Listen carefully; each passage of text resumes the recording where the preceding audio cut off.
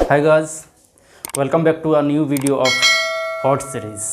जी हाँ दोस्तों, HOT series, HOT यानी हायर ऑर्डर थिंकिंग, जहाँ पे हम लेकर आते हैं आपके ही द्वारा पूछे गए मैथमेटिक्स के क्वेश्चंस का सॉल्यूशन वीडियो फॉर्मेट में। आज हम आपके लिए ऐसा ही एक नया क्वेश्चन कोऑर्डिनेट ज्योमेट्री यानी निर्देशांक ज्यामिति से लेके आए हैं।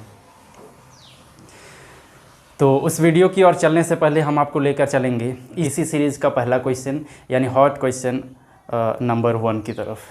दोस्तों, इस क्वेश्चन को हम बता चुके हैं, लेकिन एक बार फिर से उस क्वेश्चन को बनाएंगे कि how can we solve that question easily without using pen and paper and without wasting any time in a very short interval of time. So let us start now.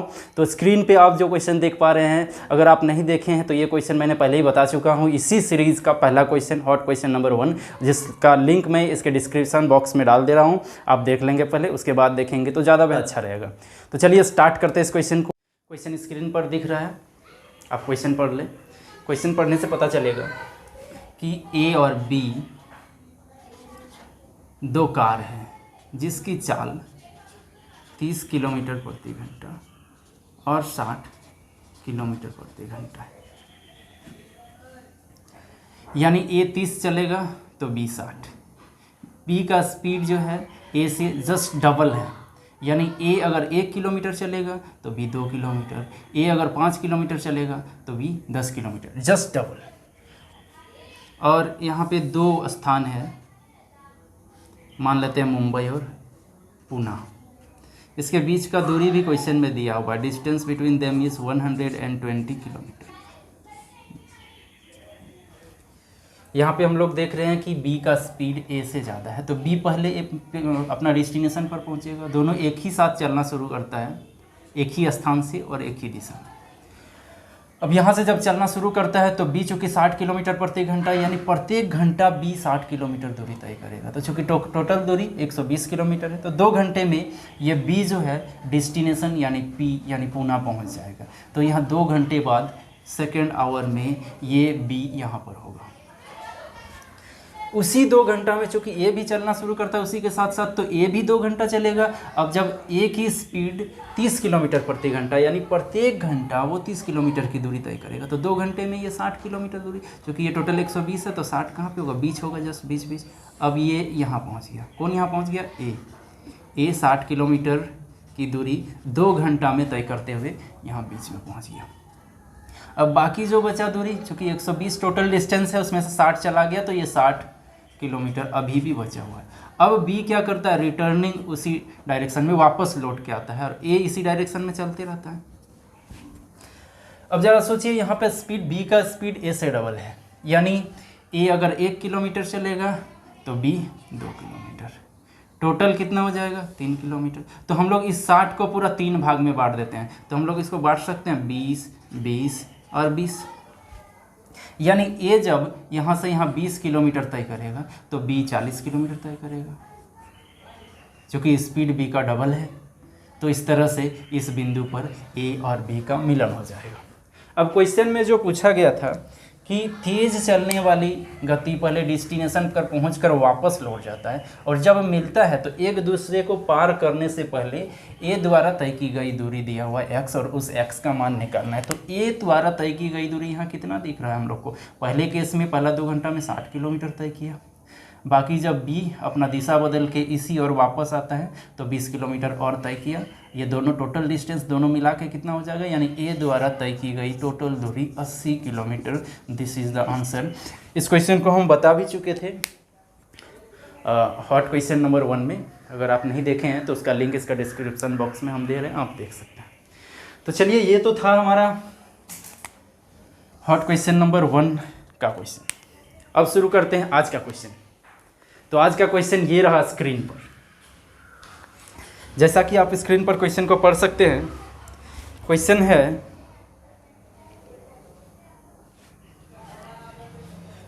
y = -1 पर बिंदु 4,7 का प्रतिबिंब क्या होगा, यानी what is the image of the point 4,7 on the line y = -1।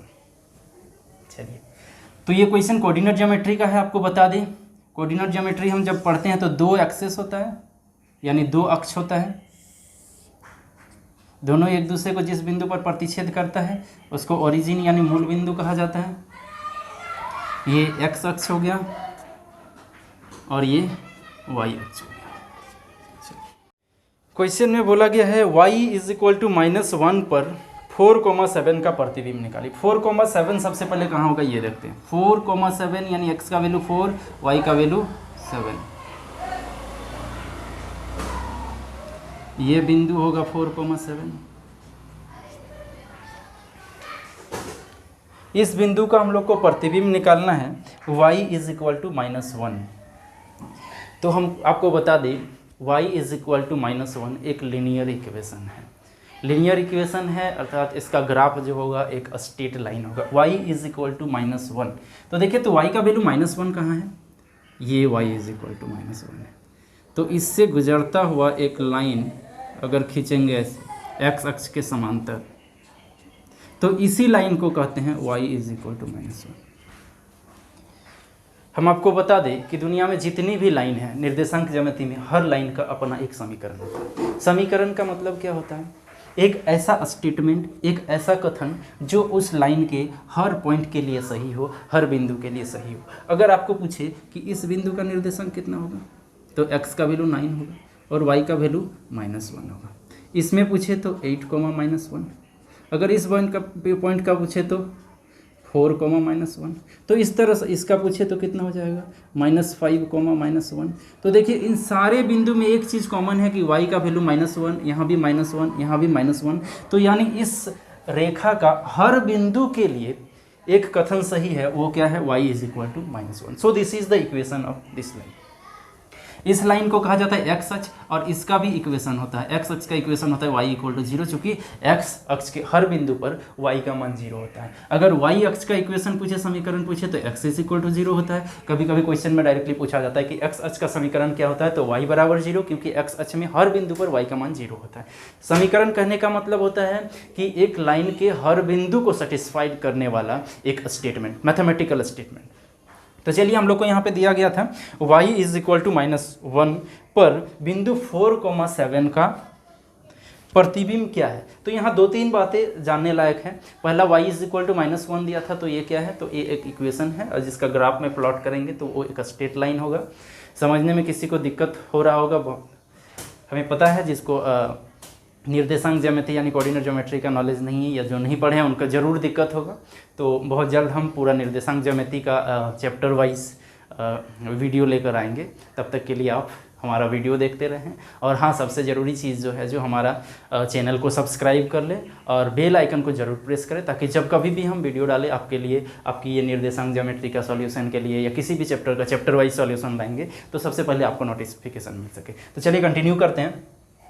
तो ये एक स्ट्रेट लाइन है जो x अक्ष के समांतर होगा। y = -1 क्वेश्चन में जो पहला टर्म दिया था वो एक लाइन है, लाइन का इक्वेशन दिया हुआ है और एक पॉइंट दिया हुआ है 4,7 और पूछा है इसका प्रतिबिंब क्या है। प्रतिबिंब मतलब होता है इमेज। थोड़ा सा यहाँ फिजिक्स का वर्ड यूज़ किया गया है। फिजिक्स में लाइट चैप्टर में आप पढ़े होंगे प्रतिबिंब। प्रतिबिंब किसको कहते हैं, कोई भी दर्पण यानी मिरर, जैसे समतल दर्पण है, मान लेते हैं ये मिरर है, इधर कोई ऑब्जेक्ट है, कोई वस्तु, तो उसका तस्वीर जो दिखता है, घर में हम लोग आईने में अपना चेहरा देखते हैं ना, वो हमारा तस्वीर है, तो उसी को इमेज कहा जाता है।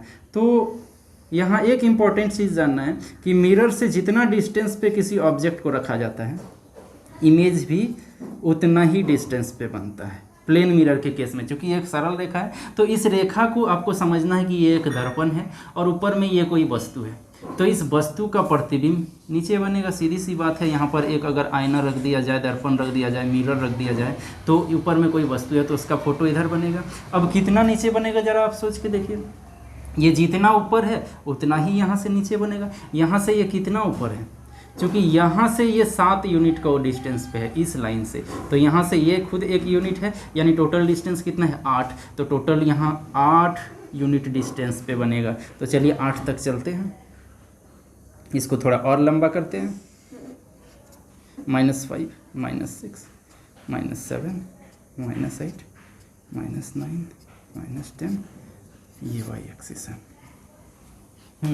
तो यहाँ से हम लोग को 8 यूनिट गिनना शुरू करना है। कहाँ से? यहाँ से, क्योंकि यहाँ से ऊपर ये बिंदु जो है 8 यूनिट का डिस्टेंस पे है। यहाँ से टोटल 7 है और एक ये, तो यहाँ से 8 सेंटीमीटर ही मान लीजिए। तो 8 सेंटीमीटर नीचे होगा, तो यहाँ से ये हुआ 1 सेंटीमीटर। यहाँ -2 दिख रहा है, लेकिन डिस्टेंस ये कितना है यहाँ से यहाँ 1 सेंटीमीटर। -2 तो इसके रेस्पेक्ट में है, यहाँ से है, ठीक है, -1 -2, लेकिन यहाँ से हमको काउंट करना है कितना 8। तो यहाँ से यहाँ 1 2 3 4 5 6 7 8, तो यहाँ पर आ रहा है, यानी हमारा जो बिंदु होगा, जो प्रतिबिंब होगा इस बिंदु का, इस पॉइंट P का इमेज होगा वो इस पॉइंट पर होगा। अब इस पॉइंट का कोऑर्डिनेट आप सोच सकते हैं कि क्या है, x का वैल्यू तो 4 ही होगा और y का वैल्यू कितना होगा, -9 होगा। So this is P dash, this is the image of our given point on the line y is equal to -1।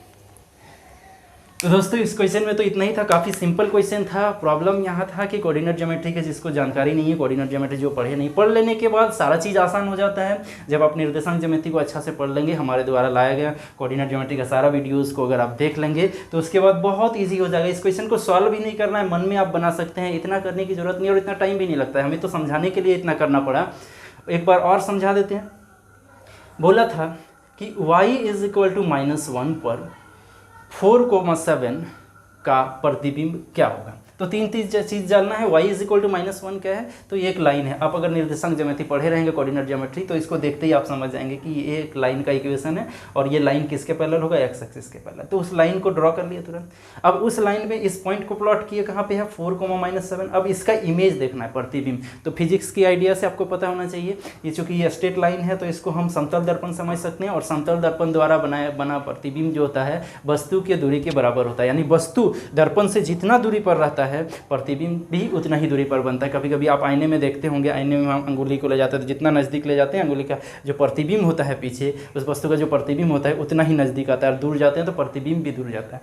तो यहाँ से जितना ऊपर ये बिंदु है, इसका प्रतिबिंब उतना ही नीचे बनेगा। तो यहाँ से काउंट करेंगे, अगर यहाँ से हमारा ये क्या है, 7 की ऊंचाई पे है और एक ये, यानी टोटल डिस्टेंस 8 हो गया। तो उतना ही 8 सेंटीमीटर नीचे, या 8 कोई भी यूनिट हो सकता है, सेंटीमीटर मीटर मान लेते हैं, या सेंटीमीटर है, तो 8 सेंटीमीटर नीचे हम उस पॉइंट को प्लॉट किए। अब इसका कोऑर्डिनेट लिख दिए। इस 8 जब आए, ये 1 था और टोटल 8, तो यहाँ 9 हो जाएगा, इसलिए -9, और x का वैल्यू 4 ही रहेगा। That is the solution of this question.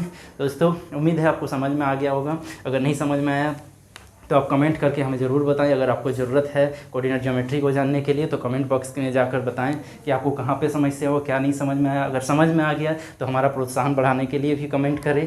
धन्यवाद दोस्तों, तब तक आप देखते रहें, सीखते रहें और आगे बढ़ते रहें। बहुत बहुत धन्यवाद।